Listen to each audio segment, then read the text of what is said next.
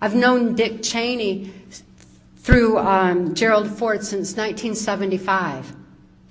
He is the most brutal person I've ever encountered personally, by far. But it's his attitude and his agenda that is so frightening. Who we have in position of president is a figurehead, the spokesperson, which is why back during the Reagan-Bush administration, while George Bush and Dick Cheney were running everything from behind the proverbial wizard's curtain or behind the scenes, then Ronald Reagan could be up front and say what they needed him to. Because he's an actor, because he was an actor, he was able to do that. But he wasn't the one who was running the country, not back then. And so it has gone now through various administrations. With Bill Clinton, for example, which was, I've known Bill Clinton since 1979 when he was governor of Arkansas, and I knew him through some CIA black ops that were involved in the CIA cocaine operations going through Mena, Arkansas. But Bill Clinton was being groomed to slip into the office of president because he would do and say what needed to be done, and he certainly had the ability to manipulate people with the way that he spoke. And therefore, it was decided in 1984 that I heard him and George Bush talking at Swiss Villa Amphitheater in Lampe, Missouri, that when people became disillusioned with Republicans leading them into the New World Order, then Bill Clinton as a Democrat would be put into place. It happened. I had also, and this is in Transformation of America, and it was released in 1995. That information that had been compiled. Was aware of this for so many years, and also that George Bush Jr. was going to be put into the office of president, not as someone who could think for himself, but as someone who would do exactly what he was told to do. George Bush Jr. can deliver a speech very well, because all he has to do is voice it and mouth it exactly like he's told to do. But to ask him a question that he has to think of creatively or to answer on his own, the tongue goes to the side of the mouth and he doesn't come off just very, very, very bright. That's because he's not the one who's thinking of where our country is going or where it's been. He's not the one who's aware. We got to look behind the scenes. The person that we see, the figurehead that we see as president,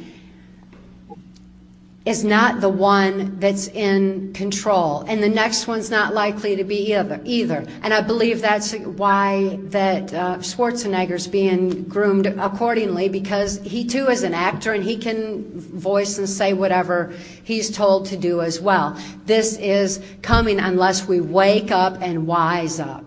But according to the plans that I heard at Bohemian Grove in Northern California, at the Swiss Villa Amphitheater, which is actually a CIA mind control epicenter where they train military special forces. Also Mount Shasta, California, where they train military special forces with mind control, which was where I had seen George Bush Jr. being programmed and trained and groomed as well. These particular epicenters are places where I heard numerous for who was going to be put into place and how the minds of the people could actually be manipulated. And I've learned through that Hillary is the next is one being groomed as well, because not robotically or under mind control. As a matter of fact, she is definitely more criminally intelligent than Bill Clinton even. But Since people in America have been socially engineered to forget the crimes during the Clinton administration and only think of the perversion, diversion, Lewinsky affair, the Hillary being paraded as an illusion of change as a woman is also forthcoming. So those are two very key people that are being maneuvered into place as well. We need to become aware of this. We need to learn to expand our thinking and realize what is going on. Because when you go outside this country, it's accepted knowledge that our president is under mind control. It's accepted knowledge that Dick Cheney is very much in control, and that George Bush Sr., his closest friend and comrade, has been for a long time. Those are two key people at the top of this pyramid of power that I'm aware of. And it's essential that we realize they've been in power for a long, long time, and it's inexcusable to leave them in anymore. It's inexcusable to keep following these leaders we didn't elect. So what can we do about it? That is very much a motive behind Mark and I releasing our most recent book, Access Denied for Reasons of National Security. It contains much information on healing. It includes the exact formula, step by step, of how I recovered from my extreme mind control victimization. That same recovery methodism that set me free can set everyone free to be able to break away from the social engineering that's been put on society, to where a person can learn to expand their thinking a bit further. After Mark rescued my daughter and I in 1988, and he gave me a formula for deprogramming that I was able to use to deprogram myself. The first thing he did was strap a watch to my wrist and tell me to watch my watch, because I needed to have an awareness of time. With an awareness of time came a conscious awareness, or an ability to begin to monitor my own actions. With awareness came responsibility to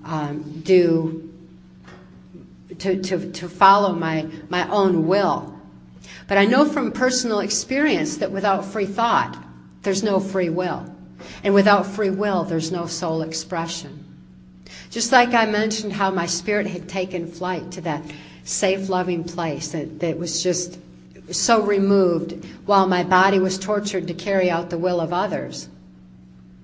I needed to have that back in order to be able to stand strong for what I believed in, to be able to implement my own free will, and to be able to think for myself in order to realize what had actually been going on all those years of my life. Because when Mark rescued me in 1988, I was totally amnesic. I didn't know who I was, where I'd been.